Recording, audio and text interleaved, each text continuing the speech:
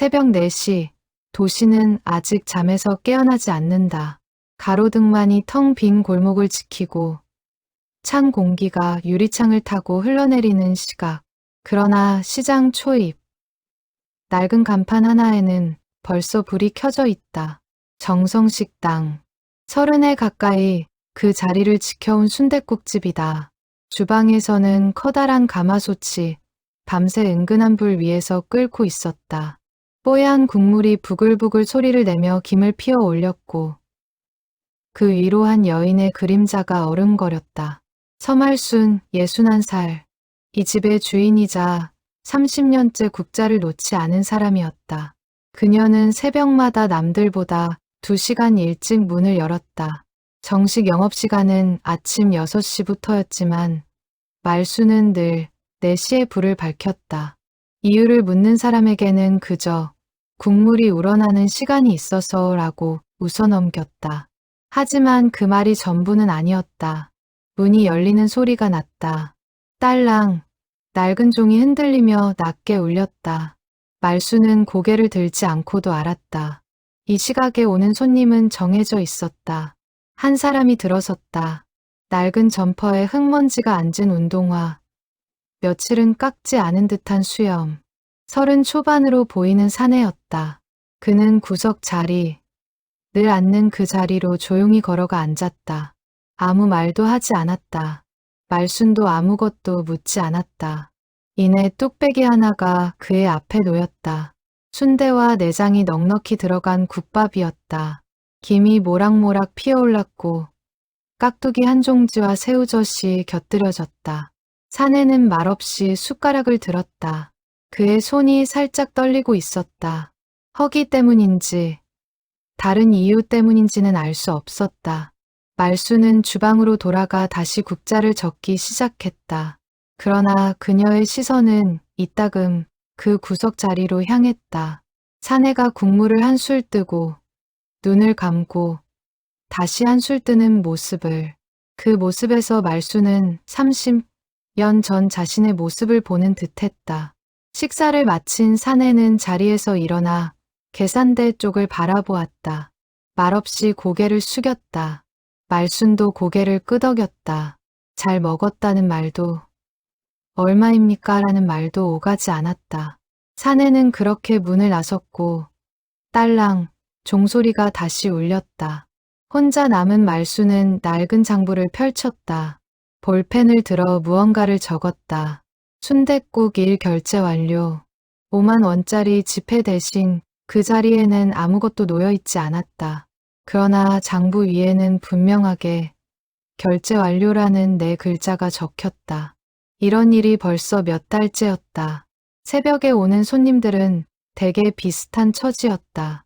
형편이 어려운 이들, 오갈 곳 없는 이들, 세상의 시선을 피해 가장 이른 시각에야 겨우 밥 한 끼를 청할 용기를 내는 이들. 말순은 그들에게 값을 묻지 않았다. 대신 장부에는 늘 결제 완료라고 적었다. 가게에는 종업원이 한 명 있었다. 나이 든 이모님이었는데 그녀는 아침 7시가 되어야 출근했다. 그러니 새벽 4시부터 6시까지 그 2시간 동안 벌어지는 일을 아는 사람은 오직 말순 자신뿐이었다. 하지만 세상에 완전한 비밀은 없는 법이다. 얼마 전부터 아들 준영이 장부를 들여다보기 시작했다. 회사 일로 회계를 다루는 그는 어머니의 가게 매출이 이상하다는 것을 눈치채고 있었다. 재료비는 꾸준히 나가는데 그에 비해 새벽 시간대의 매출은 늘 비어 있었다. 엄마, 요즘 새벽 장사는 어떻게 되는 거예요? 며칠 전 준영이 물었을 때 말순은 대답 대신 국그릇을 씻으며 딴청을 피웠다. 그냥 그렇지 뭐. 단골 몇이나 오고. 준영은 더 캐묻지 않았지만 눈빛에는 의문이 남아 있었다. 날이 밝아오고 있었다. 창밖으로 희끄무레한 여명이 스며들었다. 말순은 가게 앞 화분에 물을 주며 잠시 하늘을 올려다보았다. 30년 전 그녀 역시 이런 새벽에 낯선 이의 도움을 받은 적이 있었다. 그 기억은 아직도 선명했다. 아니, 시간이 지날수록 오히려 더 또렷해지는 것 같았다. 그날의 은혜를 갚을 길이 없어. 말수는 대신 이렇게 다른 이들에게 조용히 밥 한 그릇을 내어주는 것으로 그 마음을 이어가고 있었다. 아무도 모르게, 아무 말도 없이. 그러나 그 조용한 선행은 머지않아 그녀의 아들에 의해, 그리고 뜻밖의 인연에 의해 세상에 드러나게 될 참이었다. 정성식당의 하루는 늘 이런 식으로 시작되었다. 남들이 모르는 2시간, 그리고 남들이 아는 12시간. 말수는 이 2개의 시간을 마치 다른 사람인 양 살아왔다. 새벽에 그녀는 말없이 베푸는 사람이었고, 아침에 그녀는 그저 손맛 좋은 국밥집 주인일 뿐이었다. 가게 암벽에는 손때 묻은 달력이 걸려 있었다. 남편이 살아있을 때부터 걸려 있던 것이었다. 말수는 국그릇을 정리하다가도 이따금 그 달력에 눈길을 주었다. 벌써 1년이었다. 남편이 세상을 떠난 지, 그가 떠난 뒤로도 가게 문은 단 하루도 닫힌 적이 없었다. 오히려 새벽에 문을 여는 시간이 더 빨라졌다면 빨라졌지. 늦어지는 법이 없었다. 이웃 상인들은 말순을 두고 수군거리곤 했다. 저 집 아주머니는 잠도 안 자나 봐. 그러게 남편 없이 혼자 저렇게 억척스럽게 사는 것도 참. 그런 말들이 들려올 때마다 말수는 그저 웃어넘겼다. 사람들은 그녀가 왜 새벽 4시에 불을 밝히는지 그 진짜 이유를 알지 못했다. 알 필요도 없었다. 가게 앞을 지나던 우유 배달원이 말순에게 아침 인사를 건넸다. 오늘도 일찍 나오셨네요. 사장님. 말순은 앞치마에 손을 닦으며 웃음으로 답했다. 일찍 일어나는 게 버릇이 됐지 뭐. 우유 배달원은 별다른 의심 없이 자전거를 타고 다음 골목으로 사라졌다. 말수는 다시 주방으로 들어가 도마 위에 팔을 올렸다. 탕탕탕 칼질 소리가 고요한 새벽 공기를 갈랐다. 팔을 써는 그녀의 손끝은 30년의 세월만큼이나 능숙했다. 눈을 감고도 할 수 있을 만큼 몸에 밴 동작이었다. 그러나 그 손끝에는 세월의 흔적도 함께 새겨져 있었다. 굳은 살과 잔주름, 그리고 화상 자국 몇 개. 가게 한쪽 구석에는 낡은 라디오가 놓여 있었다. 남편이 생전에 즐겨 듣던 트로트 방송이 낮은 볼륨으로 흘러나오고 있었다. 말수는 그 라디오를 끄지 않았다. 소리가 있어야 가게가 덜 쓸쓸하게 느껴졌기 때문이다. 노래 한 소절이 끝나고 아나운서의 목소리가 이어졌다. 오늘도 힘내시는 하루 되시길 바랍니다. 그 말을 듣던 말순의 눈가가 잠시 촉촉해졌다. 힘내라는 말. 그 말을 가장 필요로 했던 시절이 그녀에게도 있었다. 지금으로부터 30년 전, 이 자리에 이 가게를 처음 열었을 때의 일이었다. 그때의 기억은 지금도 어제 일처럼 선명했다. 아침 6시, 정식 영업이 시작되었다. 평범한 손님들이 하나둘 들어오기 시작했고, 정성식당은 여느 날과 다름없는 하루를 시작했다. 넥타이를 맨 회사원들, 시장을 보러 나온 아주머니들, 택시 기사들이 뜨끈한 국밥 한 그릇을 청하며 자리를 채웠다. 가게 안은 이내 활기로 가득 찼다. 하지만 말순의 마음 한편에는 늘 그 새벽의 얼굴들이 자리하고 있었다. 특히 오늘 아침 그 젊은 사내에 떨리던 손이 유난히 마음에 걸렸다. 그 손은 단순히 추위 때문에 떠는 손이 아니었다. 그것은 오랫동안 무언가를 참아온 사람의 손이었다. 자존심과 배고픔 사이에서 오랫동안 씨름해 온 사람만이 가질 수 있는 떨림이었다. 말수는 그 사내가 언제부터 가게에 오기 시작했는지를 가만히 떠올려 보았다. 2달쯤 되었을까. 처음에는 가게 앞을 서성이기만 했다. 안으로 들어올 용기를 내지 못한 채 유리창 너머로 김이 피어오르는 국밥을 하염없이 바라만 보던 모습을 말수는 놓치지 않았다. 그러던 어느 새벽, 그가 처음으로 문을 열고 들어왔을 때 말수는 아무것도 묻지 않고 그저 국밥 한 그릇을 내어주었다. 그녀는 알지 못했다. 그 산에 도훈이라는 이름을 가진 그 청년이 앞으로 그녀의 삶에, 그리고 그녀가 지켜온 오랜 비밀에 얼마나 깊이 관여하게 될지를. 새벽에 국밥 한 그릇으로 시작된 이 인연은 이제 막 첫 페이지를 넘기고 있을 뿐이었다.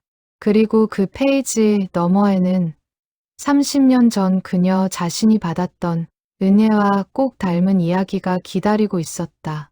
가게 문을 잠그고 집으로 돌아가는 길, 말수는 유독 차갑게 부는 바람을 맞으며 걸음을 재촉했다.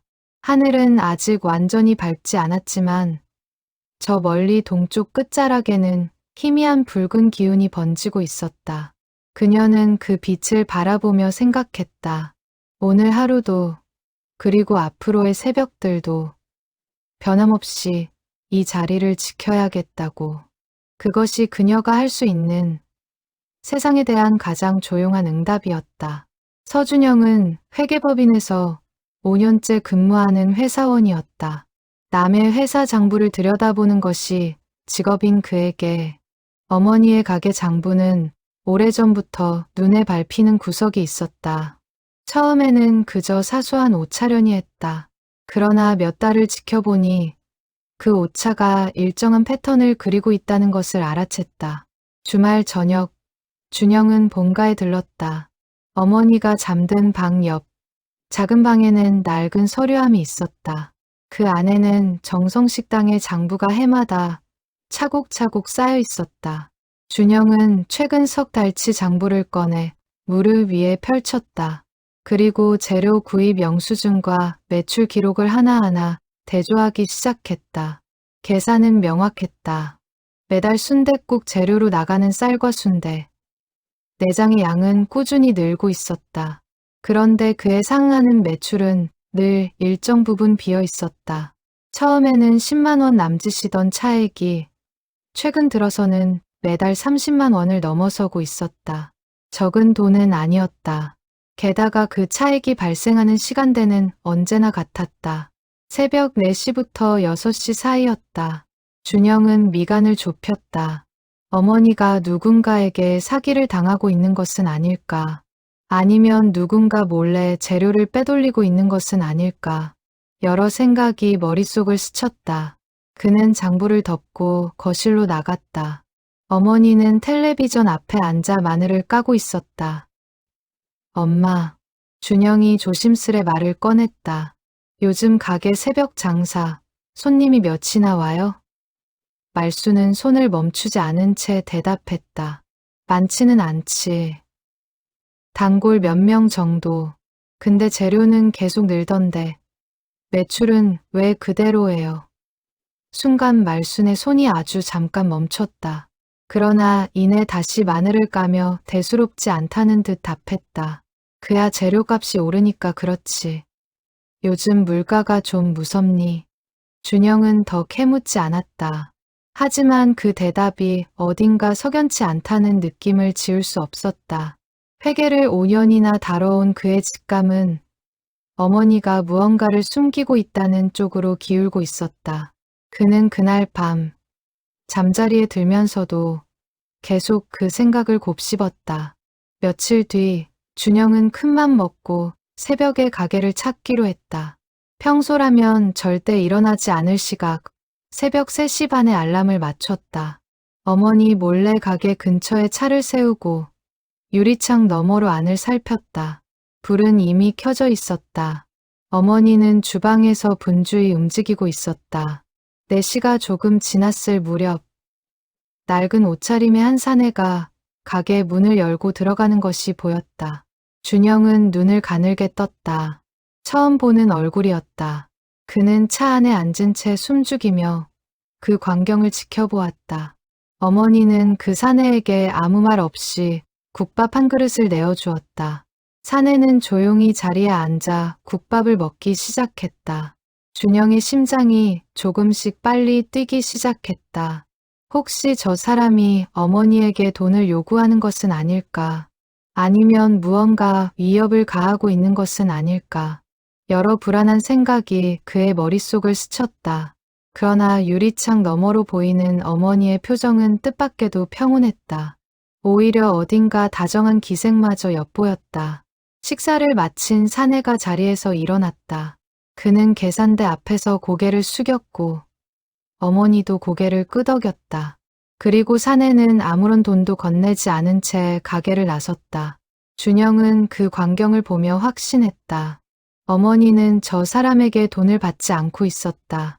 그것도 한두 번이 아닌 오랫동안 반복되어 온 일처럼 보였다. 준영은 차에서 내려가게 안으로 들어갔다. 어머니는 그를 보고 놀란 표정을 지었다. 이 시간에 여기는 웬일이니? 준영의 목소리에는 미처 감추지 못한 떨림이 섞여 있었다. 엄마, 방금 그 사람 누구예요?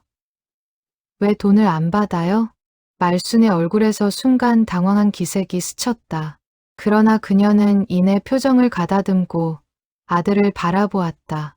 내가 여긴 어떻게 알고, 그게 중요한 게 아니잖아요. 엄마, 이러다 가게 망해요. 장부에는 다 결제된 걸로 되어 있던데. 그거 다 거짓말이었던 거예요. 말수는 아무 말도 하지 않았다. 그저 국그릇을 씻던 손을 멈추고 창밖으로 시선을 돌렸다. 어느새 사내의 뒷모습은 골목 저편으로 사라지고 없었다. 오랜 침묵이 두 사람 사이에 흘렀다.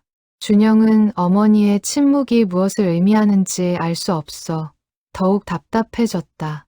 엄마, 대답 좀 해봐요. 저 사람이 누군데 이렇게까지 하는 거예요? 혹시 엄마한테 무슨 약점이라도 잡힌 거예요? 준영의 목소리가 조금씩 커졌다. 걱정과 답답함이 뒤섞인 목소리였다. 그러나 말수는 그저 고개를 저을 뿐이었다. 그런 거 아니다. 내가 상관할 일이 아니야.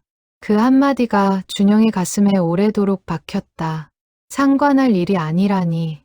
어머니의 가게였고 언젠가는 자신이 물려받게 될지도 모를 곳이었다.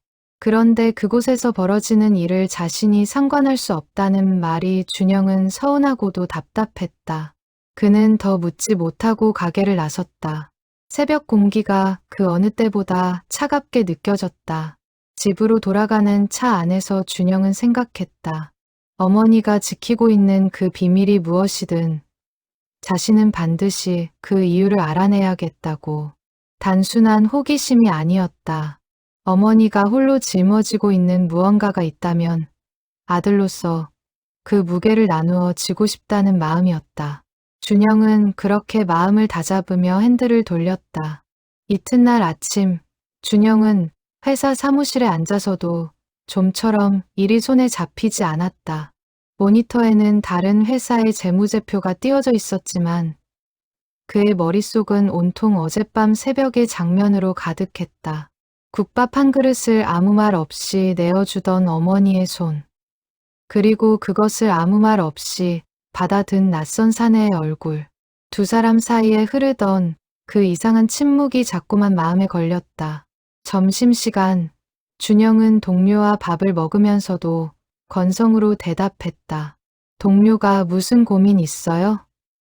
하고 물었을 때 그는 잠시 망설이다가 입을 열었다. 우리 어머니가 식당을 하시는데 새벽마다 이상한 손님이 와서 돈도 안 받고 밥을 내주시는 것 같아서요. 동료는 웃으며 가볍게 넘겼다. 어머니가 마음이 넓으신가 보네요. 좋은 일 하시는 거 아니에요? 준영은 그 말에 쉽게 동의할 수 없었다. 좋은 일이라기엔 어머니의 태도가 지나치게 은밀했다. 퇴근길, 준영은 다시 본가로 향했다. 이번에는 낮 시간이었다. 어머니는 여느 때처럼 손님상을 치우고 있었다. 준영은 조심스레 장부를 다시 펼쳐보았다. 지난 몇 달간의 기록을 짚어가며 결제 완료라고 적힌 새벽 시간대의 항목들을 하나하나 세어보았다. 한 달에 20번 가까이 되었다. 결코 적은 횟수가 아니었다. 그는 문득 아버지가 살아계셨을 때를 떠올렸다. 아버지는 생전에 유독 어려운 사람들을 그냥 지나치지 못하는 성격이었다. 폐지를 줍는 노인을 보면 손수 리어카를 밀어주었고 장마철에 물이 찬 골목에서는 발 뻗고 나서 배수로를 뚫었다. 어쩌면 어머니의 이 행동도 아버지의 그런 성정을 닮은 것일지 모른다는 생각이 들었다. 하지만 그것만으로는 설명되지 않는 무언가가 있었다. 어머니의 태도에는 단순한 선의를 넘어선 마치 무언가에 대한 갚음처럼 느껴지는 절박함이 있었기 때문이다. 준영은 장부를 덮으며 나지막이 중얼거렸다. 엄마, 대체 무슨 사연이 있는 거예요? 그 물음은 며칠째 그의 머릿속을 떠나지 않고 맴돌았다. 그 물음에 답해줄 사람은 아직 아무도 없었다. 그러나 준영은 이 의문을 그냥 덮어둘 생각이 없었다.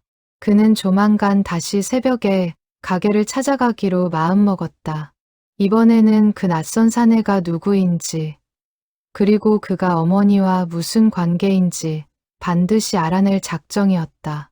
집으로 돌아가는 차 안에서 준영은 생각했다. 어머니가 지키고 있는 그 비밀이 무엇이든 자신은 반드시 그 이유를 알아내야겠다고. 단순한 호기심이 아니었다.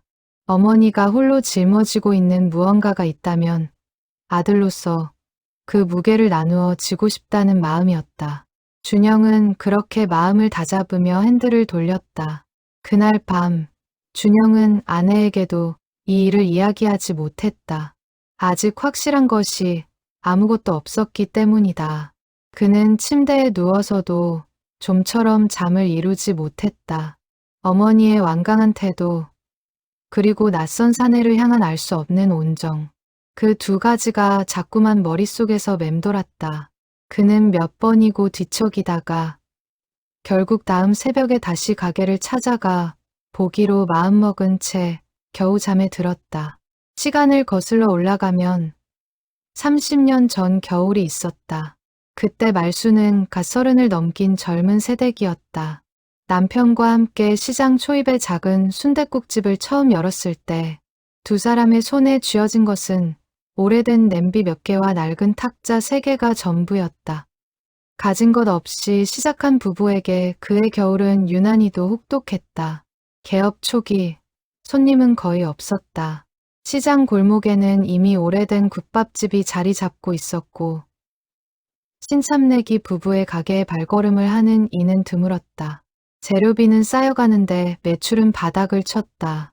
남편은 낮에는 시장 짐꾼 일을 하고 밤에는 가게 일을 도우며 몸을 혹사시켰다. 말순 역시 하루 18시간을 꼬박 서서 국을 끓였다. 그해 12월, 매서운 한파가 몰아치던 날이었다. 가게 문을 닫을까 고민하던 밤, 두 사람은 마지막이라는 심정으로 가게를 지키고 있었다. 그날따라 유독 손님이 없었다. 자정이 가까운 시각, 낡은 외투를 입은 노인 한 분이 가게 문을 열고 들어왔다. 백발이 성성한 노인이었다. 노인은 아무 말 없이 구석 자리에 앉았다. 말수는 얼마 남지 않은 재료로 국밥 한 그릇을 정성껏 말아내었다. 노인은 천천히, 아주 천천히 그릇을 비웠다. 그리고 자리에서 일어나며 낡은 봉투 하나를 탁자 위에 슬며시 올려놓았다. 이 집 국물, 참 정직한 맛이네. 노인은 그 한마디만을 남기고 총총히 사라졌다. 말순이 봉투를 열어보았을 때 그 안에는 뜻밖에도 적지 않은 돈이 들어있었다. 국밥 한 그릇 값에 몇 배나 되는 금액이었다. 남편과 말순은 그 돈을 손에 쥐고 한참을 멍하니 서 있었다. 당장 다음 날 재료를 살 돈조차 없던 그들에게 그 봉투는 그야말로 하늘에서 내려온 동아줄과도 같았다. 그날 이후로도 노인은 이따금 가게를 찾아왔다. 늘 자정이 가까운 늦은 시각이었다. 노인은 국밥을 먹고 나면 언제나 조용히 봉투를 남기고 사라졌다. 말순 부부가 아무리 사양해도 노인은 손사래를 치며 문을 나섰다. 젊은 사람들, 정직하게 사는 사람은 하늘이 돕는 법이야. 나는 그저 그 길을 조금 앞당겨주는 것뿐이네. 그렇게 반년쯤 지났을까. 노인의 발걸음이 뜸해지더니 어느 순간부터 완전히 끊겼다. 말순 부부는 걱정이 되어 노인의 행방을 수소문해 보았지만 끝내 찾을 수 없었다. 성함도 사는 곳도 알지 못한 채였다. 다만 시장 상인들 사이에서 들려온 소문으로 그 노인이 젊은 시절 큰 사업을 하다 실패한 뒤 자식들과도 인연이 끊겨 홀로 지내던 분이라는 것만을 어렴풋이 전해 들었을 뿐이었다. 노인이 남기고 간 그 돈은 정성식당이 위기를 넘기고 자리를 잡는데 결정적인 밑거름이 되었다. 재료를 구하고 탁자를 늘리고 간판을 새로 달 수 있었던 것도 모두 그 돈 덕분이었다. 말순과 남편은 그 은혜를 평생 잊지 않기로 다짐했다. 그러나 정작 그 은혜를 어떻게 갚아야 할지는 오랫동안 알지 못했다. 노인의 흔적이 완전히 사라져 버렸기 때문이었다. 세월이 흐르고 가게가 자리를 잡아가면서 말순 부부는 종종 그 이야기를 나누었다. 언젠가 우리도 저런 사람이 되자. 남편이 입버릇처럼 하던 말이었다. 어려운 사람을 보면 그냥 지나치지 말고 우리가 받은 그 마음을 나누어 주자. 그 다짐은 세월이 흘러도 두 사람의 가슴 한편에 늘 자리하고 있었다. 그러던 어느 날 두 사람은 마침내 그 방법을 찾아냈다. 가게 형편이 넉넉해진 뒤로 형편이 어려워 보이는 손님이 오면 슬며시 값을 받지 않기로 한 것이다. 다만 드러내놓고 하지는 않았다. 상대의 자존심을 지켜주기 위해서였다. 장부에는 늘 결제 완료라고 적었다. 그렇게 해야 도움을 받는 이가 부끄러워하지 않을 수 있었다. 그것이 바로 지금까지 이어져 온 새벽 손님을 향한 말순의 오랜 관행의 시작이었다. 남편이 세상을 떠난 뒤에도 말순은 그 다짐을 홀로 지켜왔다. 오히려 남편의 몫까지 더해 예전보다 더 정성스럽게 그 새벽의 손님들을 맞이했다. 그것은 말순에게 단순한 선행이 아니었다. 먼저 떠난 남편과의 약속이었고 30년 전 이름 모를 노인에게 받은 은혜에 대한 갚음이었다. 그리고 무엇보다 그것은 말순 자신이 살아가는 이유이자 위안이었다. 말순은 가끔 그 노인의 얼굴을 떠올리려 애썼다. 그러나 시간이 너무 오래 흘러 이제는 흐릿한 실루엣만이 기억 속에 남아있을 뿐이었다. 다만 그 낮고 조용한 목소리만은 지금도 생생했다. 정직하게 사는 사람은 하늘이 돕는 법이야. 그 말을 떠올릴 때마다 말순은 국자를 쥔 손에 다시금 힘을 주곤 했다.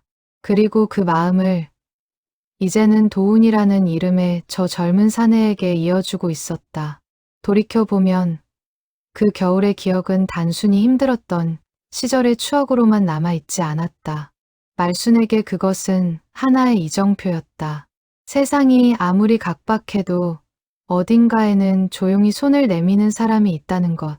그리고 그 손길 하나가 한 사람의 인생 전체를 바꿀 수도 있다는 것을 그녀는 몸소 겪어 알고 있었다. 그것은 살면서 방향을 잃을 때마다 다시 꺼내보는 나침반과도 같은 기억이었다. 남편이 살아있을 때 부부는 종종 그 겨울밤의 노인 이야기를 손님들에게 슬쩍 들려주곤 했다. 물론 이름도 자세한 사연도 밝히지 않은 채였다.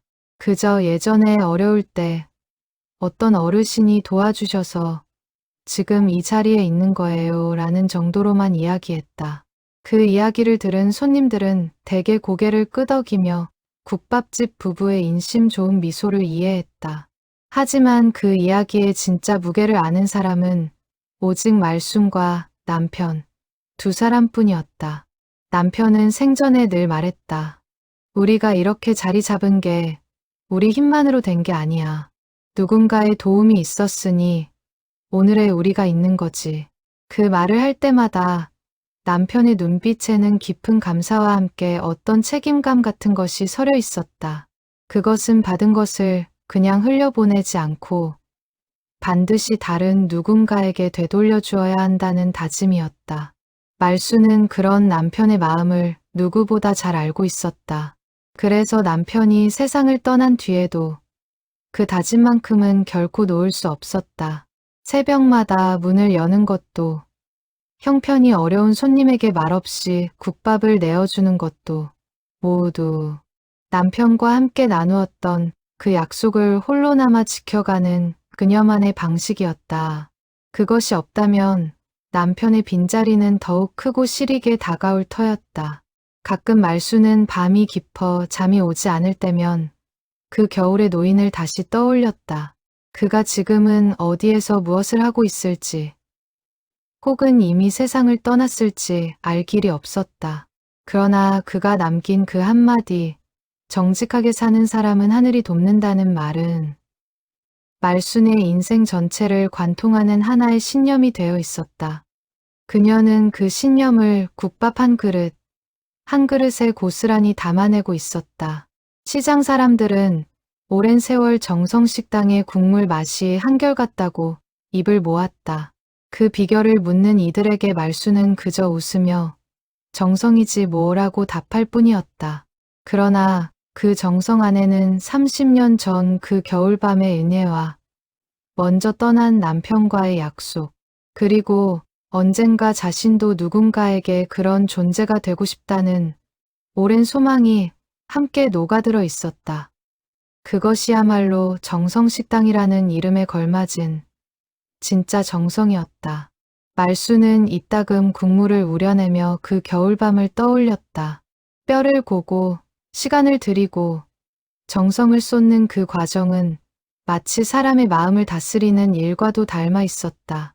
급하게 끓인 국물은 결코 깊은 맛을 낼 수 없듯이 급하게 베푼 선에 역시 오래가지 못한다는 것을 그녀는 오랜 세월 부엌에서 배워왔다.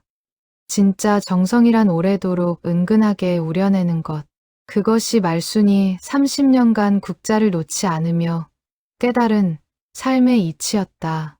그녀는 또한 그 겨울밤의 노인이 왜 하필 자신의 가게를 선택했을지 오래도록 곱씹어 보았다. 화려하지도 않고 손님도 없던 그 초라한 가게에 노인이 발걸음을 한 것은 어쩌면 우연이 아니었을지도 모른다. 정직하게, 그러나 서툴게 국밥을 말고 있던 젊은 부부의 모습에서 노인은 자신의 젊은 시절을 보았을지도 모를 일이었다. 그렇게 생각하면 그 은혜는 결코 일방적인 것이 아니라 두 사람의 정직함과 성실함이 함께 빚어낸 결실이었다. 도우는 34살이었다. 한때는 작은 인테리어 시공회사를 운영하던 어엿한 사장이었다. 대학을 졸업하고 몇 년간 현장에서 기술을 배운 뒤 30 무렵 그는 마침내 자신의 이름을 내건 회사를 차렸다. 처음 몇 년은 순조로웠다. 성실함과 꼼꼼한 시공으로 입소문이 났고 직원도 5명까지 늘었다. 그러나 재작년 겨울 도훈이 맡았던 큰 상가 공사 현장에서 문제가 생겼다. 발주처가 갑작스레 부도를 내면서 공사 대금을 받지 못한 것이다. 이미 자재비와 인건비를 선지급한 상태였던 도훈의 회사는 그대로 자금난에 빠졌다. 은행 대출을 끌어다 썼지만 역부족이었다. 결국 반년 만에 회사는 문을 닫았고 도훈은 전 재산은 물론 집까지 잃었다. 가장 견디기 힘들었던 것은 돈보다도 사람들의 시선이었다. 함께 일하던 직원들의 임금을 제때 주지 못했다는 자책, 자신을 믿고 일을 맡겼던 거래처들에 대한 죄책감, 그리고 무엇보다 결혼을 약속했던 여자친구와의 이별이었다. 그녀는 도훈이 재기할 때까지 기다리겠다고 했지만 시간이 흐르면서 두 사람의 연락은 점차 뜸해졌고 결국 끊어졌다. 부모님께는 차마 사실대로 말할 수 없었다. 지방에서 작은 농사를 지으며 아들 하나만 바라보고 사시는 두 분에게 아들이 사업의 실패에 노숙 생활을 하고 있다는 사실을 알릴 자신이 없었다. 도훈은 명절마다 걸려오는 부모님의 전화에 회사 일이 바빠서 못 내려간다는 거짓말을 반복했다. 그 거짓말을 할 때마다 가슴 한구석이 무너지는 것 같았지만 달리 방법이 없었다. 집을 잃은 뒤 도훈은 처음엔 찜질방을 전전했다. 그러나 그마저도 형편이 여의치 않게 되자 결국 거리로 나앉게 되었다. 낮에는 인력사무소를 기웃거리며 하루벌이 일을 구했고 밤에는 역 대합실이나 공원 벤치에서 쪽잠을 청했다. 그렇게 몇 달을 버티는 동안 도훈의 몸과 마음은 조금씩 무너져 갔다. 그러던 어느 날 도훈은 우연히 정성식당 앞을 지나게 되었다. 새벽 인력사무소로 향하던 길이었다. 유리창 너머로 피어오르는 뽀얀 김과 구수한 냄새가 코끝을 스쳤다. 며칠째 제대로 된 끼니를 챙기지 못한 그의 뱃속에서 요란한 소리가 났다. 그러나 주머니에는 단돈 몇백 원조차 없었다. 도훈은 그저 창밖에서 그 온기를 훔쳐보는 것으로 만족해야 했다. 그런 날들이 반복되었다. 도훈은 매일 같은 시각, 같은 자리에 서서 가게 안을 들여다보았다. 안에서 국밥을 나르는 나이 든 여인의 모습이 유난히 따뜻해 보였다. 그러던 어느 새벽, 마침내 도훈은 용기를 내어 가게 문을 열었다. 배가 고파서라기보다는 그 온기 속에 잠시나마 몸을 녹이고 싶다는 마음이 더 컸다. 문을 열고 들어선 도훈에게 여인은 아무것도 묻지 않았다. 그저 자리를 권했고 이내 뜨끈한 국밥 한 그릇을 내어주었다. 도훈은 당황했다. 지금 돈이 없어서. 말끝을 흐리는 그에게 여인은 미소를 지으며 말했다. 먹고 나서 이야기해요. 국물 식겠네. 그 한마디에 도훈은 눈시울이 뜨거워지는 것을 느꼈다. 오랜만에 느껴보는 아무 조건 없는 온기였다. 그날 이후로 도훈은 형편이 될 때는 다른 식당을 찾았지만 정말 힘든 새벽이면 저도 모르게 정성식당 쪽으로 발걸음을 옮기게 되었다. 여인은 언제나 말없이 그를 받아주었다. 값을 묻지 않았고 신세 한탄도 요구하지 않았다. 그저 따뜻한 국밥 한 그릇을 내어줄 뿐이었다. 도훈에게 그것은 단순한 한 끼 식사 이상의 의미였다. 세상으로부터 완전히 버려지지 않았다는 작지만 분명한 증거였다. 하지만 도훈의 마음 한구석에는 늘 무거운 빚진 마음이 자리하고 있었다. 언젠가는 반드시 이 은혜를 갚아야 한다는 생각이 그를 짓눌렀다. 동시에 자신의 초라한 처지를 계속해서 확인받는 듯한 그 상황이 그의 자존심을 조금씩 갉아먹고 있기도 했다. 도움을 받는 것이 고마우면서도 부끄러웠고 그 부끄러움은 시간이 갈수록 더 무겁게 그를 짓눌렀다. 그날 새벽 서준영이라는 낯선 남자가 가게 안으로 들어와 여인에게 언성을 높이던 순간 도훈은 이미 가게를 나선 뒤였다. 그러나 골목 어귀에서 그는 무심코 뒤를 돌아보았다. 유리창 너머로 언쟁이 오가는 두 사람의 모습이 보였다. 도훈은 걸음을 멈추었다.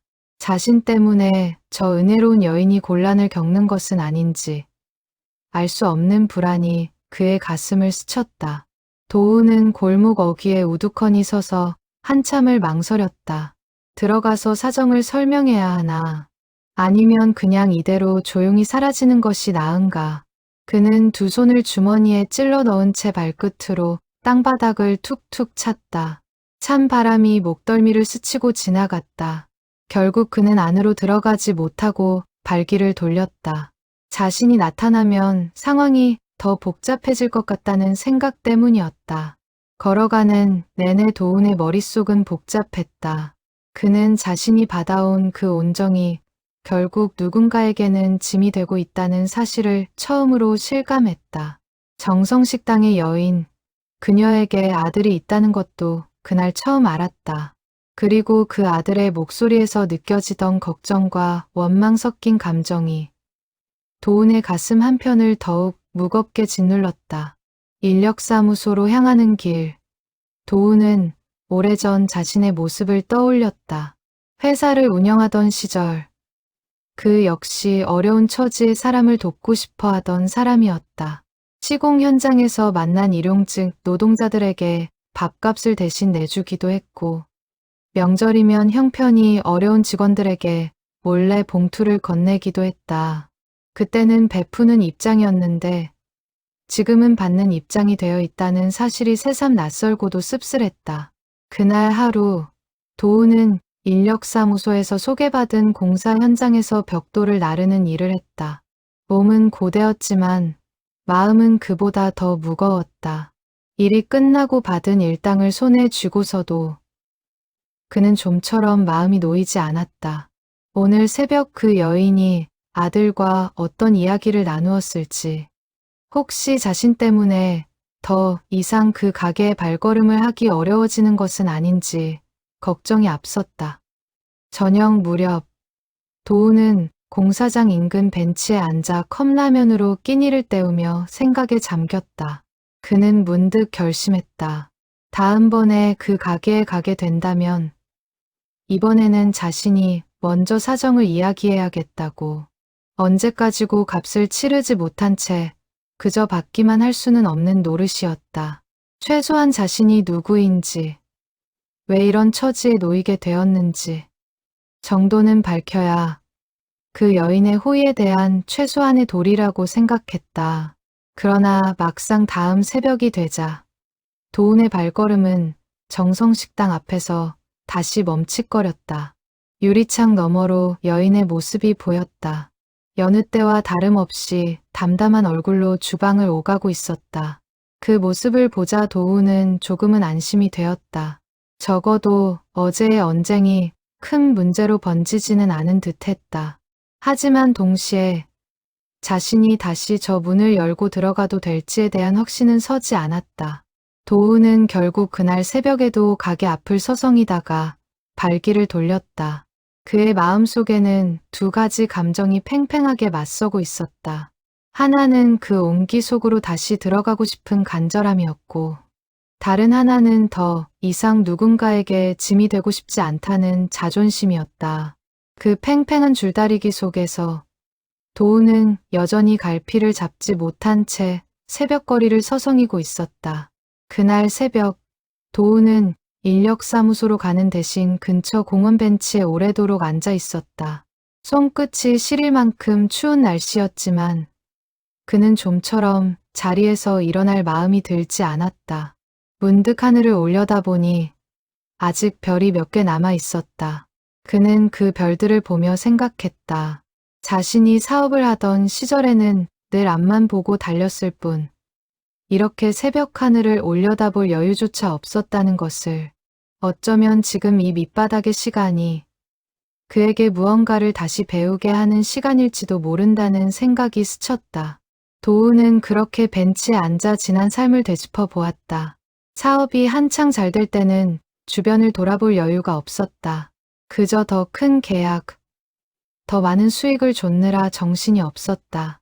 그러다 모든 것을 잃고 나서야 비로소 자신이 얼마나 많은 것을 당연하게 여기며 살아왔는지를 깨달았다.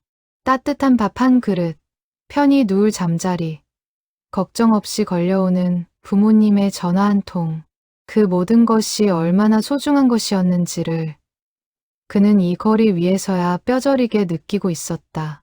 준영은 그날 밤 이후로 잠을 이루지 못했다. 어머니가 던진 내가 상관할 일이 아니다라는 말이 자꾸만 귓가에 맴돌았다. 그는 회사에서도 좀처럼 집중하지 못한 채 며칠을 보냈다. 결국 그는 다시 한번 새벽에 가게를 찾아가 보기로 마음먹었다.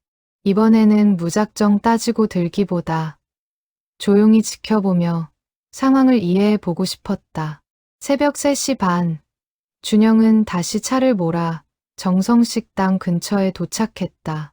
골목 어귀에 차를 세우고 이번에는 아예 가게 맞은편 편의점 앞 파라솔 의자에 자리를 잡았다. 캔커피 하나를 손에 쥔 채 그는 유리창 너머 어머니의 모습을 가만히 지켜보았다. 61살의 어머니는 여전히 분주하게 움직이고 있었다. 그 뒷모습이 유난히 작아 보였다. 4시가 되자 낯익은 사내가 다시 나타났다. 지난번 보았던 그 사내였다. 그러나 이번에는 가게 안으로 들어가지 않고 유리창 너머로 안을 잠시 들여다보다가 발길을 돌리려 했다. 준영은 그 모습을 놓치지 않았다. 그는 자리에서 일어나 사내를 향해 다가갔다. 저기요. 준영이 조심스레 말을 건넸다. 사내는 흠칫 놀라며 뒤를 돌아보았다. 경계하는 기색이 역력했다. 누구세요? 도훈이 물었다. 저 식당 주인 아들입니다. 그 말에 도훈의 표정이 순간 굳었다. 그는 무언가 잘못을 저지른 사람처럼 고개를 숙였다. 죄송합니다. 제가 폐를 끼친 것 같아서. 준영은 도훈의 그 반응에서 뜻밖의 무언가를 느꼈다. 사기꾼이나 어머니를 등쳐먹는 사람의 태도가 아니었다. 오히려 지나치게 위축되고 미안해하는 그런 모습이었다. 준영은 잠시 침묵하다가 다시 물었다. 잠깐 이야기 좀 할 수 있을까요? 도훈은 망설였지만 이내 고개를 끄덕였다. 두 사람은 편의점 앞 파라솔에 마주 앉았다. 준영이 캔커피 하나를 더 사서 도훈에게 건넸다. 도훈은 두 손으로 캔을 감싸주며 고개를 숙였다. 고맙습니다. 잠시 어색한 침묵이 흘렀다. 준영이 먼저 입을 열었다. 실례지만 어머니와는 어떻게 알게 된 사이인가요? 언제부터 저희 가게에 오신 거예요? 도훈은 천천히 조심스럽게 자신의 이야기를 꺼내놓기 시작했다. 인테리어 회사를 운영했던 일, 발주처의 부도로 모든 것을 잃은 일, 노숙 생활을 하게 된 사정까지. 그는 담담하게 그러나 목이 메는 것을 여러 번 참아가며 이야기했다. 처음엔 그냥 냄새에 이끌려서 가게 앞을 서성였어요. 그러다 어느 날 어머님이 아무것도 묻지 않고 밥을 내주셨습니다. 그게 벌써 2달이 넘었네요. 준영은 도훈의 이야기를 들으며 여러 감정이 교차했다. 안도감과 미안함, 그리고 어머니에 대한 새삼스러운 존경심이었다. 사기를 당하고 있는 것이 아니라는 사실에 안도했지만 동시에 자신이 어머니를 의심했다는 사실에 부끄러움이 밀려왔다. 죄송합니다. 제가 오해를 했던 것 같습니다. 준영이 고개를 숙이며 말했다. 도훈은 손사래를 쳤다. 아닙니다. 아드님 입장에서는 당연히 걱정되실 만한 상황이죠. 저라도 그랬을 겁니다. 두 사람 사이에 흐르던 긴장이 조금씩 누그러졌다. 준영은 문득 궁금해졌다. 그런데 왜 계속 갚지 않으시고? 아니, 이건 신뢰되는 질문이네요. 도훈은 씁쓸하게 웃었다. 갚고 싶습니다. 정말로요. 그런데 지금 제 형편으로는. 그 말 끝에 도훈의 목소리가 흐려졌다. 준영은 더 묻지 않았다. 대신 그는 잠시 생각에 잠겼다가 입을 열었다. 어머니가 왜 그러시는지 저도 이제 좀 알 것 같습니다. 사실 저희 아버지도 생전에 어려운 사람을 그냥 지나치지 못하는 분이셨거든요. 도훈은 고개를 끄덕이며 조용히 커피를 마셨다. 날이 밝아오고 있었다. 두 사람은 자리에서 일어나 각자의 길로 향했다. 준영은 가게로 들어가 어머니에게 다가갔다. 엄마, 말순이 고개를 들었다. 준영의 얼굴에는 지난번과는 다른 한결 누그러진 표정이 담겨 있었다. 죄송해요. 제가 오해했어요. 말순은 아무 말 없이 아들의 얼굴을 바라보았다.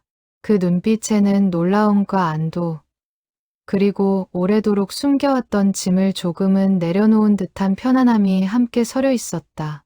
방금 그 사람 만났니? 말순이 조용히 물었다. 준영은 고개를 끄덕였다. 네, 사정을 좀 들었어요. 힘드셨겠어요. 엄마 혼자 그런 사연을 다 안고. 말순은 앞치마 끈을 만지작거리며 잠시 말을 골랐다. 그 사람 잘못이 아니야. 세상 살다 보면 누구나 한 번쯤 그런 시기를 만날 수 있는 거지. 나도 그랬으니까. 준영은 그 말에 귀를 기울였다. 엄마도요? 말순은 씁쓸한 미소를 지었다. 그건 나중에 얘기해 줄게. 지금은 손님 받을 준비를 해야지. 말순은 서둘러 화제를 돌렸지만 준영은 어머니의 표정에서 무언가 깊은 사연이 숨어 있음을 직감했다. 오랫동안 궁금해했던 그 비밀의 실마리가 조금씩 풀리기 시작하는 순간이었다. 준영은 그날 아침 회사로 출근하는 길 내내 마음이 복잡했다. 어머니를 의심했던 자신이 부끄러웠고, 동시에 어머니가 그토록 오랫동안 홀로 짊어져 온 무게가 안쓰러웠다. 그는 운전대를 잡은 채 다짐했다. 앞으로는 어머니를 의심하기보다 그 마음을 이해하고 함께할 방법을 찾아야겠다고. 그리고 도훈이라는 그 청년에게도 어떤 식으로든 도움이 되고 싶다는 생각이 들었다. 한편 도훈은 그날 새벽의 대화 이후 마음이 한결 가벼워진 것을 느꼈다. 처음으로 자신의 사정을 누군가에게 온전히 털어놓은 것이었다. 물론 그 상대가 은인의 아들이라는 점에서 여전히 조심스러웠지만 준영의 태도에서 비난이 아닌 이해를 느낄 수 있었다는 것이 그에게는 작은 위안이 되었다. 그는 공사장으로 향하는 길, 오랜만에 조금은 가벼운 발걸음을 옮겼다. 그날 이후로 준영은 종종 새벽에 가게에 들르기 시작했다. 어머니를 감시하기 위해서가 아니라 어머니의 마음을 좀 더 알고 싶어서였다. 그리고 그 새벽마다 그는 도훈과도 몇 마디씩 말을 나누게 되었다. 처음에 어색함은 점차 옅어졌고 두 사람 사이에는 조금씩 알 수 없는 유대감이 쌓여가고 있었다. 세 사람의 새벽은 그렇게 예전과는 조금 다른 온기를 품기 시작했다. 한 번은 준영이 도훈에게 넌지시 물었다. 혹시 인테리어 쪽 일 다시 해볼 생각은 없으세요? 도훈은 잠시 머뭇거리다 고개를 저었다. 엄두가 안 나네요. 신용도 다 무너졌고 다시 시작할 자본도 없고. 준영은 더 캐묻지 않았지만 마음속으로는 이 사람에게 다시 일어설 기회가 주어진다면 좋겠다는 생각을 품기 시작했다. 그것은 아직 구체적인 계획은 아니었지만 분명 하나의 씨앗이었다. 준영은 그날 이후로 틈틈이 도훈의 예전 이력을 조심스레 물어보곤 했다. 도훈은 처음에는 경계했지만 준영의 질문에 악의가 없다는 것을 느끼고 점차 마음을 열었다. 그는 자신이 시공했던 몇몇 현장의 사진을 휴대폰에 저장해 두고 있었는데 언젠가 준영에게 그 사진들을 보여주기도 했다. 사진 속에는 꼼꼼하고 정교한 마감 처리가 돋보이는 상가와 주택들이 담겨 있었다. 준영은 그 사진들을 보며 내심 놀랐다. 이렇게 실력 있는 사람이 거리에서 일용직을 전전하고 있다는 사실이 안타까웠다.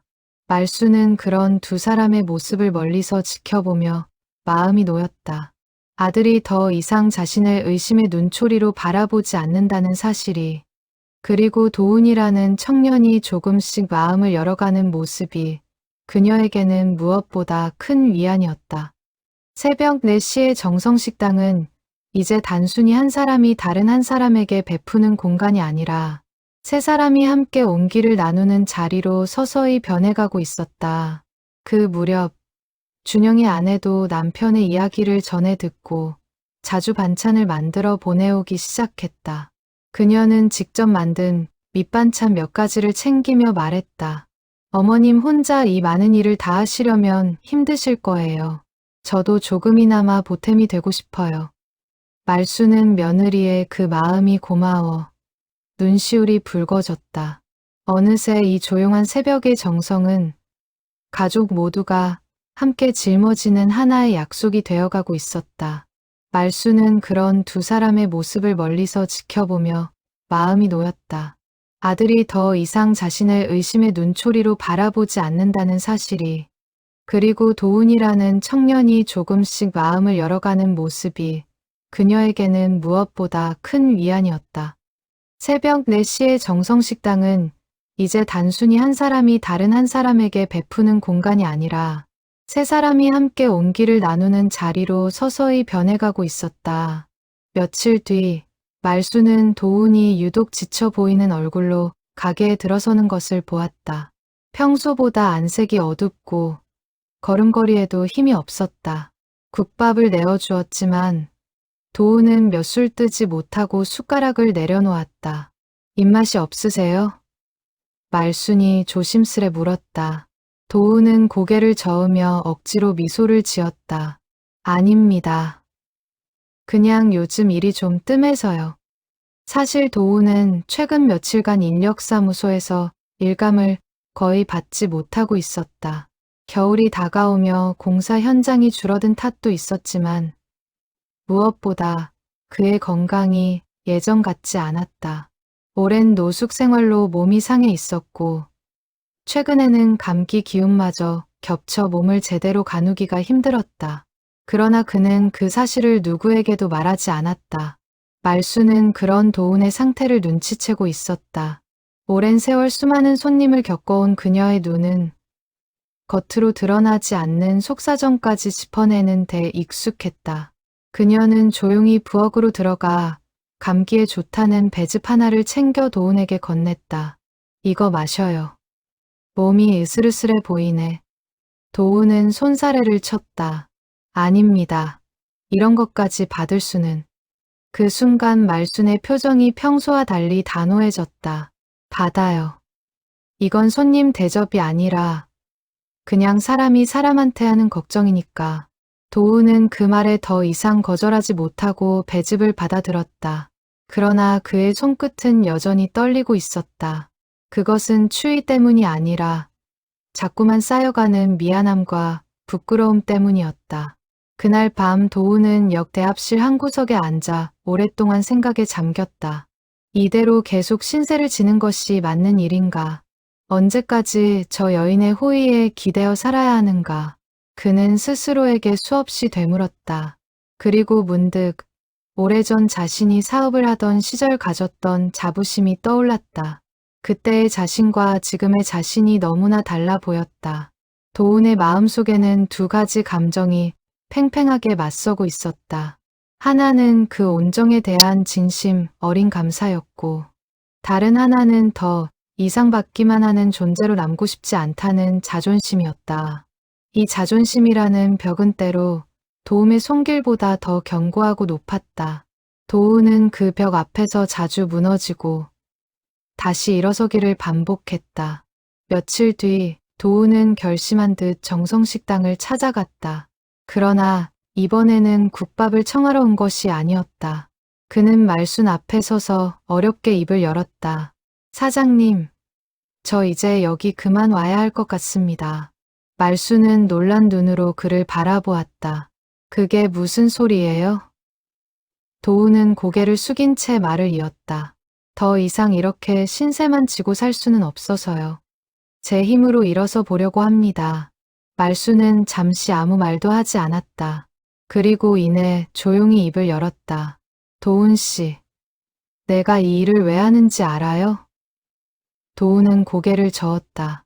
말수는 잠시 창밖을 바라보다가 다시 그를 향해 시선을 돌렸다.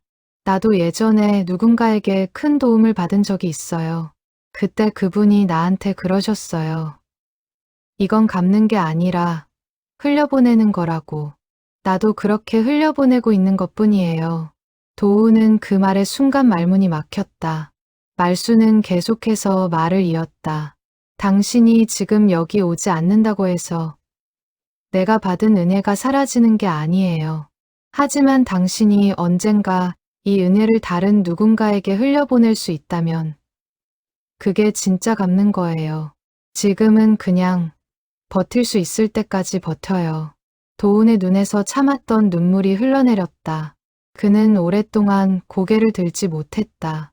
가게 안에는 잠시 무거운 침묵이 흘렀다. 라디오에서 흘러나오던 낮은 트로트 가락만이 그 침묵을 조용히 메우고 있었다. 말수는 도운의 어깨를 가만히 다독였다. 말은 없었지만 그 손길에는 수많은 말보다 더 깊은 위로가 담겨 있었다. 도운은 한참 만에 겨우 고개를 들었다. 눈은 붉게 충혈되어 있었지만 표정은 한결 편안해 보였다. 사장님, 도운이 갈라진 목소리로 입을 열었다. 저 사실은 부끄러웠습니다. 이렇게 계속 받기만 하는 게. 사업할 때는 제가 남을 돕는 입장이었는데 지금은 완전히 반대가 되어 있으니까요. 그게 견디기 힘들었어요. 말수는 고개를 끄덕이며 조용히 대답했다.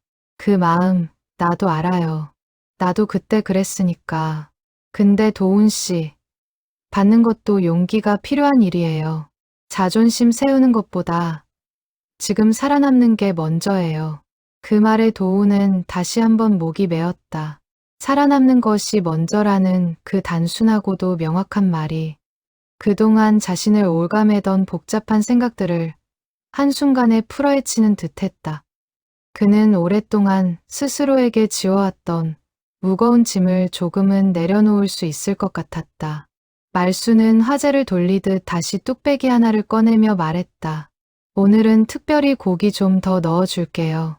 든든하게 먹고 기운 차려요. 도우는 웃음인지 울음인지 모를 표정으로 고개를 끄덕였다.